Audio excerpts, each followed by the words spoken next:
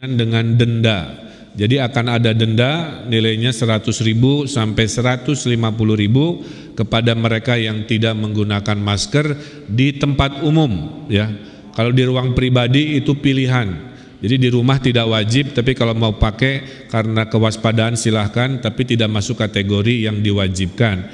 Yang diwajibkan itu adalah di luar rumah, tempat umum dengan pengecualian kalau dia sedang pidato seperti saya.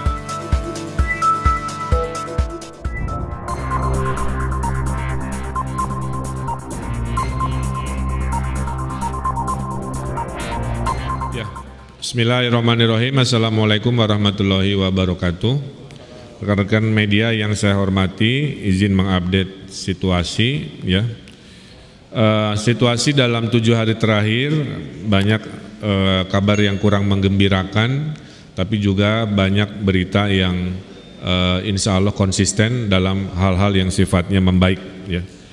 Yang pertama bisa dimonitor selama 2 hari terakhir pelaporan kasus sudah di bawah 100 lagi sebagai pola yang memang sudah kita pahami, sehingga lonjakan yang pernah 900 itu memang anomali atau istilahnya spike itu sudah kita lewati. Kita dalam 2 minggu terakhir menjadi kurang baik di angka 1,73. Jadi ini pertama kali Jawa Barat angka reproduksi COVID yang rata-rata di bawah 1 sekarang melewati angka 1, tapi dengan berita 2 hari terakhir di mana kasusnya kembali ke pola yang kita pahami, tentunya angka reproduksi COVID kita insya Allah bisa kita kendalikan lagi menjadi di bawah 1. Yang kedua, minggu ini akan ada proses transfer dari level kewaspadaan provinsi akan menggunakan level kewaspadaan gugus tugas penanggulangan nasional ya. Jadi yang tadinya 5 hitam merah, kuning, biru, hijau akan bergeser di translasi menjadi merah, oranye, kuning, hijau. Sehingga hari ini belum ada pengumuman status yang terkait dengan level kewaspadaan karena sedang mengadakan proses pendidikan. Tolong media monitor, seharusnya tidak boleh ada yang tatap muka ya kecuali zona hijau. Jadi saya mohon masyarakat dan media juga melaporkan kalau ada kegiatan-kegiatan pendidikan yang memaksa tatap muka padahal status wilayahnya tidak hijau, itu adalah pelanggaran. Jadi kita semua harus saling mengingatkan baik dari gugus tugas maupun dari orang tua, dari media. Jika ada tolong melaporkan ke gugus tugas masing-masing karena aturan SKB 4 menterinya sudah jelas. Selama belum berstatus hijau, maka tatap muka itu tidak boleh dilakukan.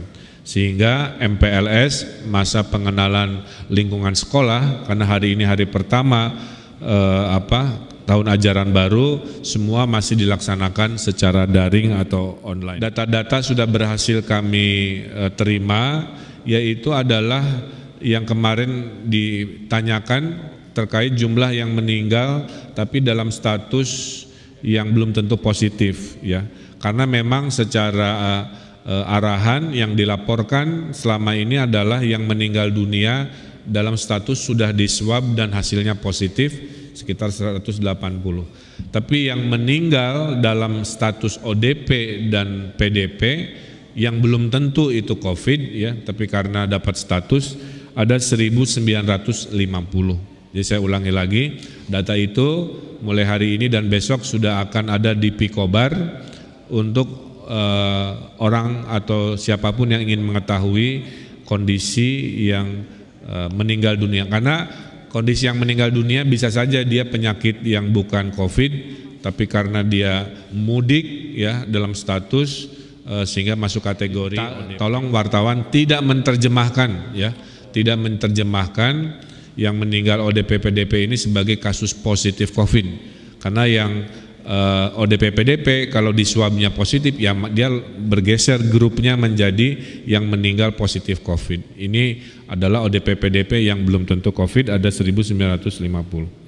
Kemudian ada pertanyaan berita baik di Jawa Barat sudah berminggu-minggu setiap dilakukan tes yang sekarang totalnya PCR itu swab ada 88.000, itu positivity rate-nya ada di 4,3%, maaf 4,2%. Jadi ini berita baik, artinya dari setiap 100 tes swab orang Jawa Barat mah hanya 4 orangan lah, 4,2 orang yang positif. Di provinsi lain di Jawa ada yang 30%, ada yang 12%. Nah, WHO memberikan syarat barang siapa bisa positivity rate-nya dijaga di bawah 5% selama 3 minggu, itu juga masuk kategori terkendali. Nah, Jawa Barat mudah-mudahan konsisten, orang yang positif COVID dari 100% yang dites selalu di bawah 5%, dan per minggu ini ada di 4,23%. Kemudian juga saya sampaikan setiap penambahan kasus itu gugus tugas kota kabupaten harus mengupdate. Jadi kota Bandung harus mengupdate yang Secapa, juga kota Cimahi harus mengupdate yang Pusdikpom, karena definisi penambahan kasus itu adalah di mana testingnya dilaksanakan. Jadi bukan oh karena ini siswanya datang dari Sulawesi maka dia dihitung tidak begitu.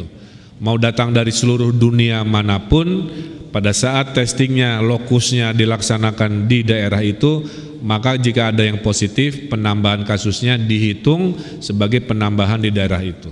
Jadi apa yang terjadi di tanah Bandung dihitung sebagai kasus kota Bandung, apa yang terjadi di tanah Cimahi dihitung sebagai penambahan kasus Cimahi. Jadi harusnya itu dilakukan update. Kemudian hasil kajian, saya himbau gugus tugas kota kabupaten belum dulu mengizinkan kegiatan-kegiatan yang sifatnya indoor seperti bioskop. Karena hasil kajiannya virus beredar lebih cepat di ruangan indoor yang tidak berventilasi. Karena artinya si dropletnya muter-muter di situ ya. Tapi kalau ada ventilasi, maka dia terbawa oleh suhu panas dari luar melalui jendela, maka droplet bisa hilang. Nah, oleh karena itu kita himbau mal boleh buka tapi bioskop ditahan dulu, karaoke kayak begitu ditahan dulu, hal-hal yang sifatnya hiburan indoor yang sirkulasi tidak ada ventilasi ditahan dulu. Terakhir dari kami akan melakukan pendisiplinan karena proses edukasi sudah dilakukan, proses teguran sudah dilakukan, sudah masuk sesuai komitmen kita, yaitu tahap ketiga, yaitu pendisiplinan dengan denda. Jadi akan ada denda nilainya 100.000 sampai 150.000 kepada mereka yang tidak menggunakan masker di tempat umum ya. Kalau di ruang pribadi itu pilihan. Jadi di rumah tidak wajib, tapi kalau mau pakai karena kewaspadaan silahkan, tapi tidak masuk kategori yang diwajibkan. Yang diwajibkan itu adalah di luar rumah, tempat umum dengan pengecualian. Kalau dia sedang pidato seperti saya, itu tidak harus ya. Kemudian sedang olahraga kardio tinggi, lari kencang, sepeda kencang, itu diizinkan, dan sedang makan di ruang publik itu juga dibolehkan. Di luar itu akan ada denda. Nah, akan dimulai di tanggal 27 Juli. Nah, jadi ini tolong jadi proses itu akan dilakukan selama 14 hari. Di tanggal 27 Juli pemberlakuan dendanya akan dimulai. Selama 14 hari kami akan memfinalisasi sosialisasi kepada masyarakat, sehingga selama 14 hari kami beri kesempatan semua kantor-kantor, institusi-institusi untuk mewajibkan halayak yang ada di institusinya menggunakan masker, diedukasi di pasar di mana, silahkan media tolong bantu. Denda itu akan dimulai tanggal 27 Juli. Mudah-mudahan kami sih tidak berharap banyak yang kena denda, karena bukan tujuan kami mencari denda. Tujuan kami mah tidak perlu ada denda asal kedisiplinan itu ada. Tapi karena kita monitor laporan dari Pak Kapolda dan kita lihat sehari-hari orang sudah banyak cuek tidak menggunakan masker di tempat umum, maka opsi ketiga setelah edukasi, setelah teguran masuk denda ini akan kita lakukan, dan pilihannya kalau tidak bisa membayar denda, salah satu opsinya adalah kurungan atau kerja sosial yang finalisasinya sedang akan disiapkan oleh Pak Kajari.